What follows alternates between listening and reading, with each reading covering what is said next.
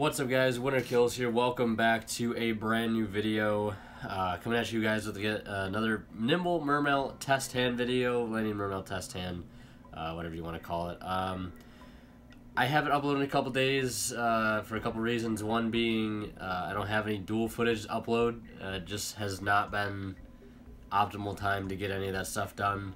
Locals being canceled the past couple weeks, and no one else really having the availability at the moment to help me record things. Hopefully that will change in the near future. Been having a pretty bad sinus infection that's making it hard to talk for extended periods of time. But anyways, let's go ahead and get started with this. And I know you guys been waiting for a video, so I said I was going to get this up yesterday, but I couldn't. But I think I changed the build a little bit. I added I think it was just like an upstart I added and cut something else for something else. Not entirely sure, but we'll just go ahead and get in some test hands. Nothing too complicated. I apologize if this video looks weird. I have to like flip the video upside down in my editor so it doesn't look upside down to you guys. So without further ado, we'll just start right now. We'll get into our first test hand, which is going to be Swap Frog, Lind, 1-for-1, Upstart, and Diva. Okay, that's not bad. I don't think I'm going to start with Upstart, as funny as that sounds. I think I'd rather just start with probably the 1-for-1 play, right? So I think I'm going to summon Frog by discarding this, use this. Now, I am a little rusty, so forgive me. I'm going to send Ronan. And then put this back to the hand. I'm doing this because I want to get the most out of the Frog, because I'm not going to normal it. I kind of want to normal the Diva, because I want to get that, you know, that Neptibus on board for a normal summoner. Maybe I want to get, it's coming down to basically what do I want to ditch. So, you know what? I think I'm just going to Upstart, because if we draw into another water here, perfect. That makes life a lot easier. Perfect. That was really lucky. So we'll 1-for-1, of course, and then go ahead and get Neptibus. We'll send Dragoons, add Dragoons and Megalo. The usual spiel. I don't think we're going to be able to do any fancy link plays this turn. We might be able to. I'm not sure. Again, it's a bittersweet thing with the 1-for-1, because we do have to ditch one. It kind of can mess up our graveyard numbers as far as waters are concerned. We could have used the infantry with the Diva to get more monsters on board if we wanted to, but not really too concerned in doing that, so I think I'm just going to continue on. And probably, this is kind of tough. I say I'm going to normal summon the Swap Frog, use his effect, go ahead and send Swap. There we go. Now I have Diva, Dragoons, and Megalo in hand. I might honestly just ditch the Diva, seeing that it's probably not needed. We'll have 7 engraved, which is perfect because we'll be able to set up a Moulin. Summon Megalo, ditch those two. And yeah, I think the Frog play, like, it's bittersweet. We have to get rid of the Diva, but we do have to make sort of do with what we have. So I'm going to add Moulin Sphere. Hopefully you guys can see these cards. Let's see. Yeah, you guys should be able to see those. Because we're going to banish two, or we're going to remove 2 waters from our graveyard anyways, via the Swap and Ronan. So we'll do that now. We'll banish Swap to summon out Ronan Totem. Flipping these cards everywhere. Okay, we got that. We can honestly link into Mistar Boy. But I'm going to first summon Moulin Glacia before we do that, because that would obviously put excess waters in our grave. So now we have 5 on board, and 5 in grave. Count them. There they are. And then I'll link probably into Mistar Boy, just so we have some added bonuses on the board. Some of our monsters are getting added attack boost, things like that. I'll put that there. Go ahead and overlay into a totally awesome Set that sphere face down. No cards in hand, not too bad. We do have our Linden Grave. That's kind of unlucky, but we do end with Mr. Arboy, Toad, and Moon Glacia. And no, I didn't make Saryuja, so get wrecked, scrubs. No. Subpar opening, but again, for going first, not terribly bad. I'll take it. So let's go ahead and shuffle the deck back up and go ahead and do our second test hand. Alright, we're all shuffled up. Made sure I did a good thorough shuffling. Let's see what we go ahead and draw into here. I'm already liking it. Look at that. Wow. That's actually probably the most optimal hand to open. Maybe if this was a Teus and this is Neptubus or something, that would be absolutely nutty. But let's go ahead and start with this one. There's a lot of directions we could go here. I think what I'm going to start with, though, I think it's pretty obvious, is summoning the Megalo here. Pretty risky, obviously, going first here with the Megalo. You know, we always have to worry about the hand traps, but we'll discard the Dragoons and Angler. I think those are going to give us the most ROI, return on investment, if you will. Little lingo. We're going to add that sphere, of course. I'm going to grab my Sunfish and... let's see, Sunfish and Beaver, I gotta find those guys. And I'm also gonna add a Neptubus as well. Where's Beaver? Where is that dastardly Beaver?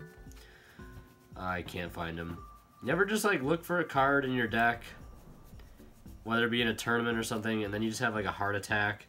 You know, you have this crisis going on. You're like, where the hell is that card? You've looked through your decks, you know, 3 times. It's not there. I'm gonna add Prince, and then we'll summon Beaver and Sunfish, boys. Here we go. Alright, now since we have not normal summoned this turn, we'll normal summon the Prince and send Dragoons. Adding, let's see, we can add. Now, I know we can add, at this point, a Moon Glacia because we have a very easy Moon Glacia setup by just getting rid of these two, putting them in the grave. That's it for that, and then we can get a Moulin on board, but then I'm thinking, you know, where do we go from there? Honestly, we could just go Saryuja at this point. I know you guys, you know, Saryuja that, Saryuja this, but honestly, it's kind of worth it in some cases. So I'm going to add Moulin off of the Dragoons, and then for the Sea Serpent, I'm going to add, it's probably going to be... Let's see, probably going to be the infantry because we'll have that set up with the sphere for later. If we want to summon like a Turge off of the sphere, we can, and then get that effect off. I think that's another change that I made that I forgot to mention, is I cut Pike out of the deck completely because its searching targets honestly are kind of useless. You know, searching Gund or Lind is not really worth it when I can search either of those cards with Teus, so, and Teus is just better. So, humor me, we're going to go into Saryuja. Leave me alone. It's actually a pretty decent spot to go into Saryuja, I think, since we have a lot of hand advantage. We have 5 cards in hand already, so we're going to go into Saryuja. Nimble engine doing its job, doing what it does best, putting all those names on board. We're going to draw 4. 1, 2, 3, and 4. Oh my lord. We got double frog here. I'm really liking that. I'm really liking that, honestly. Now the question is, what do we put back? Of course, of all things, I'm going to put back the Mander because I don't think we're going to be able to use it. Also going to put back the 1-for-1. Don't need that right now. Actually, this is tough because we could... Honestly, if we can get this in the grave somehow, you know, we can revive the Megalo back with a Soul Charge, possibly put the Moulin on board, make the Megalo level 8, and then go into a number 38. But, like, it's just... No, here's what we'll do. We'll put back this, and the Sphere. We'll do that. Actually, no, we'll put back these. We don't need these. But we have the swap frog. That's what I'm really was looking for. Because if you guys remember in the combo video I did, the last combo involved us drawing into 2 frogs of some combination, and we actually did that. So that's like extreme luck right there. So I'm going to summon this 1 frog, discarding the Mander, use this frog to send the Ronin to the grave. Put that there. And then I will return it to the hand, just like that. Now, I know what you're saying. I should have discarded the other swap frog with the swap frog, but we don't need to do that because we can just summon this Saryuja, or summon this frog again using Saryuja, which is what I'm going to do. Use that summon there. Since we don't really need it for anything else, I'm going to send the last swap frog to the grave now, which should still be in deck. There it is. Now we have a lot of waters in grave. I'm actually going to summon this over here on the farthest side, on this first side, because this does not specify where you summon the card. So 1, 2, 3, 4, 5. I'm going to put him over there just to not screw up my zones, because I have a tendency to do that. Still getting used to everything. I still haven't, like, it's just since I don't have like the play mat that has the zones on it, I've got to struggle out here in these streets. Soul Charge. Let's go ahead and summon Dragoons. Dragoons, of course, we need those. Let's see where that puts us in the graveyard here. 1, 2, 3, 4, 5, 6, 7, 8. We can summon out 1 more from the grave, which is perfect, not scripted at all. This is actually working out really well. And then we can banish swap for Ronin. That puts us with 5 waters in grave. Okay, all right. I think that's all we're gonna summon. We're gonna summon 3, just with Soul Charge. So we take 3,000, which is honestly not terrible. We can make some extra space here by starting off with an overlay with the Dragoons, just like that. And now we can summon swap, or summon Ronin by banishing this swap. And put this here. Put him in defense. So we still have this zone here in the middle. Just gotta make more room. Gotta have that good space management. Now we can summon the... This is actually gonna work perfectly. Yeah, we have 5 in grave. We have Mander, Prince, Beaver, Sunfish, and Angler. The Nimble squad. We'll summon this. Then we will overlay here for a Toad. We can end a double Toad here. That's kind of insane. Actually, no. We're going to have to do something a little different here to get Toad, the double Toad. We're going to have to make the Underclock Taker in a different spot. Almost forgot about that. Banish the Mander to make this level 8. Throw that there. Now we don't have to worry about losing our battle phase, and they're already down 2 cards at this point. Just like that. What does suck, though, is we can't get the detach off. Alright, so I think with just how the circumstances are with the play, we don't make Bahamut Shark here. We make another rank 4. In this case, it's probably going to be Tornado Dragon. Okay, so I went back a little bit to where I think I was to kind of see where else you could go with this play, sort of in a different direction. And I think this involves pretty much sacrificing the number 38 if you wanted to instead here go into the Totally Awesome this way. And then you'd have to link away Saryuja and Megalo for Underclock Taker. Put this over here, detach here, summon another Toad underneath the Underclock Taker. And then you still keep the Moulin Glacier on board, but you still risk, you know, losing it, you know, in your battle phase. And then you can add the infantry for the sphere. So I guess that's another way you can do it. Hopefully I didn't make this test hand a little confusing. I just wanted to try to make the most out of it and sort of spare myself in the comments. But yeah, that's it for this test hand. Hopefully I didn't overthink it and ruin it. So yeah, let's go ahead and go into test hand number 3. Ready to go here. Test hand number 3, that is. Deck shuffle. Let's draw into our first hand. Already looking like butt cheeks. Let's see. 3, 2. Yeah, that's looking like a grade A yikes right there. Let's start with the Upstart Goblin and draw into a Ghost Ogre, and Snow Rabbit. Yeah, that kind of sucks. Can you guess what we're doing? We're making one Toad with double Ghost Ogre in hand that we can't really fully use, and we don't get Dragoon's effect on the Swap Frog anyways. I'll just run through the motions. Boom, pick it back up. Boom, send Ronan, summon this out. Boom, totally awesome. Set Sphere, you know the deal. But yeah, that's the consistency issues with the deck, which is not something I'm going to spend a whole lot of time addressing. It's just like, you know, the last two turns we had pretty decent boards. This turn, not so much. Let's go ahead and get into test hand number 4. Why don't we? Test hand number 4. Hopefully it's good. Infantry, Abyss Mander, Abyss Lind, Prince, and Teus, okay? I was worried for a second. I was a little worried, but things sort of paid off. Let's start things off here with the Prince that we opened up. Send Dragoons, add Megalo, and another copy of Dragoons.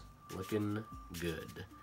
We do have Teus in hand, and Mander as well, so, like, that's pretty interesting. But we did open this goddamn Lind, and you'd think we wouldn't open the Lind, so we have something for Sphere, but no, I guess that's how it's going to be today. You know, Lind says, not today, no, no, no. Alright, let's summon the Teus, discard Dragoons, and let's go ahead and get our searches off here. I think I'm just going to add Gund off the Teus, honestly, since we, you know, we got the card we really wanted out of it, which was the Mander in hand, so I'm going to add Prince off of the Dragoons, though. Be able to make some neat plays here. Sort of, maybe. Make some neat plays, I don't know, we'll see where it goes. Now we're going to summon Megalo at this point to go ahead, just like that. And we're going to discard Mander and Prince, just like that. Now, going to do Chainlink 2, Chainlink 1, just like that. Add Sphere, revive this. Now, it's probably looking like a pretty familiar play, right? Pretty familiar play. Like, I want to go into the Saryuja because, like, our hand is just not very optimal.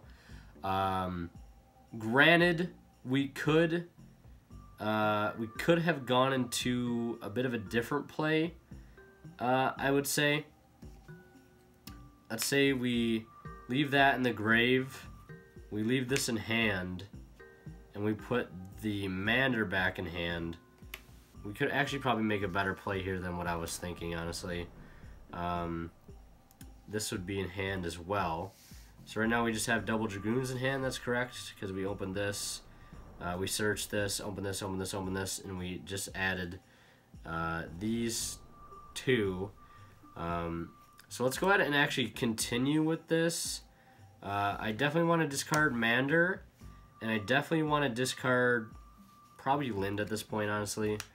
I'm trying to make a different play here instead of going into Saryuja, because like I really want to, but you know, the sensation of drawing 4 is a great power that must be overcame. But instead, I think we'll just do this play, where we go into a Link 1 by somebody named, you know, Link Karibo. Probably can't see half of them. Let me move that down. And then we can... so yeah, instead of adding Neptibus here, we would have added a Moulin Glacia off of that one search. Just like that.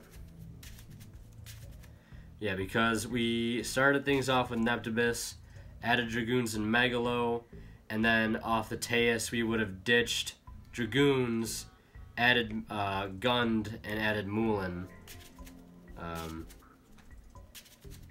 Yeah, that makes a lot more sense. We don't search the Neptibus, we search this instead for our Sea Serpent, which makes more sense, like I said, 1,000 times. Then we summon Moulin, then we banish this for a rank 9 or rank 8, whatever you want to go into. Where's my rank 9? It's like that, just like that, and we got these two in hand to make some decent plays. Let's say we, you know, Lind into Turge. We can discard Gund, summon out the Lind, and, well, Lind's engraved, never mind, we can't do that. But we could summon out a Turge in general off of this and get the discard for cost, and then revive something out of grave or pop something on our opponent's side of the field. So not too bad there. I was able to actually make a somewhat decent play there instead of just going for Saryuja. Trying to make Saryuja as minimally as possible. So this video is a little bit different than last time. Alright, let's go ahead and do one more test hand video. Alright, we're all shuffled up here for our last test hand. Hopefully it is a good one. Well, that's not the best way to start, is by opening Beaver like that. Alright, we have 1-for-1 Angler, Diva, Swap Frog, and Beaver. Alright, so for this hand, there's a couple things we could do. We could 1-for-1 discard the Angler, get out Inept Abyss, summon Sunfish, since we did open the Beaver. But I don't think that's really what I want to do. I think I just kind of want to go Diva into Inept Abyss. You know, do it a little bit differently. Haven't used Diva that much this video anyway, so we'll go ahead and try and make something happen here. We'll send Dragoons, add Megalo and Dragoons as per usual. Now here, we could summon Megalo by discarding, per se,